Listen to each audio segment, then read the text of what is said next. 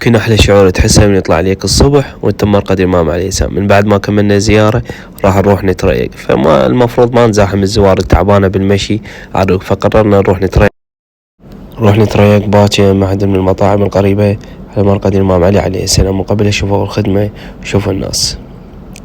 وصلنا المطعم الباكر، شوفوا السوب، ما راح أطلقن طريقة الأكل.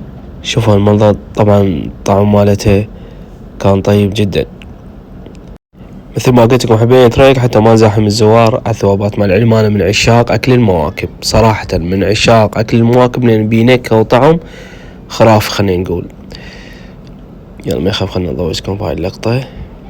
من بعد ما كملنا استكان شاي، وراح أشوفكم تفاصيل المواكب والتوزيعات. شوف يعني تقريبا متساوية مع خدمة زوار الإمام الحسين في كربلاء المقدسة وزيارة